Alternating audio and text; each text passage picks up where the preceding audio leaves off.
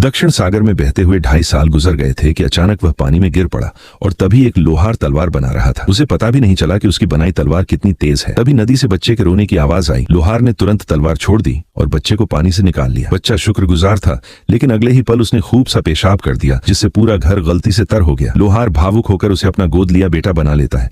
तभी बच्चा आसानी से एक बड़ा सा पत्थर उठा लेता है। लोहार उसे घर ले आता है। उसकी तीनों पत्नियां उसे देखते ही बच्चे को दूध पिलाने के लिए जंगने लगती है, लेकिन बच्चा इतनी तेजी से पीता है कि उन सबको चूस कर थका देता है। गुस्से में लोहार उसे जंगल में छोड़ आता है, लेकिन थोड़ी दूर जाते ही उसे किसी बड़े जानवर की दहाड़ सुनाई देती है। वह वापस दौड़ता है और देखता है कि बच्चा एक काले भालू की गर्दन पर सवार होकर उसे काबू किए बैठा है। समय बीतता है और गुरु अपनी सारी कला उसे सिखाते हैं और उसका नाम रखते हैं फ्रेड। फ्रेड बहुत ताकतवर होने के कारण गांव के बच्चे उससे खेलना नहीं चाहते, क्योंकि वह अनजाने में उन्हें दूर फेंक देता है। उसका एकमात्र दोस्त एक छोटी सफेद सूअर है, जिससे वह बातें भी कर सकता है। एक दिन फ्रेड से फिर एक बच्चा चोटिल हो जाता है और उसके परिजन शिकायत लेकर आते हैं। तब गुरु समझ जाते हैं कि फ्रेड को दुनिया में बाहर जाना होगा। फ्रेड गुस्से में अपना ही घर तोड़ देता है और फिर यात्रा पर निकल पड़ता है। जंगल में उसकी मुलाकात एक सुंदर लड़की से होती है, लेकिन एक सैनिक उसे रोक देता है और बताता है कि वह लड़की राजकुमारी है। फ्रेड तुरंत गुरु को बताता है और सच्चे प्रेम की तलाश में गांव छोड़ने का निर्णय ले लेता है। गांव वाले उसके जाने से खुश होते हैं। गुरु उसे पैतृक तलवार देकर कहते हैं कि कभी वापस मत आना। फ्रेड शहर की ओर निकलता है और रास्ते में एक चालाक चूहे से पूछ लेता है कि शहर कहाँ है। वह उसे धोखा देकर खाई की तरफ भेज देता है और फ्रेड एक पेड़ की टहनी पर अटक कर बच जाता है। किसी तरह वह किले तक पहुंचता है,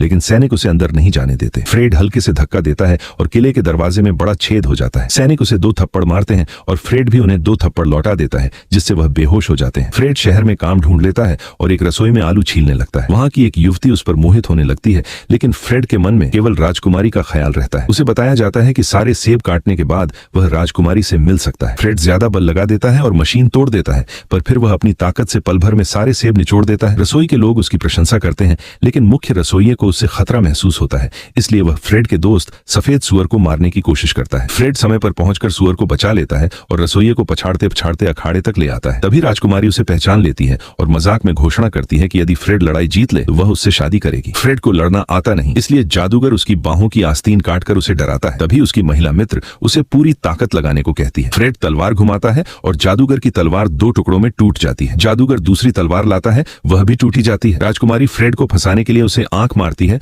और वह उसके जादू में फंसकर खतरे को भूल जाता है। तभी जंगल का एक भेड़िया प्रकट होकर उसे भेड़िया कला सिखाता है। फ्रेड तुरंत सारी चालें सीखकर जादूगर को जमीन में गाड़ देता है। राजकुमारी फिर भी शादी से बचने के लिए उसे एक असंभव काम देती है।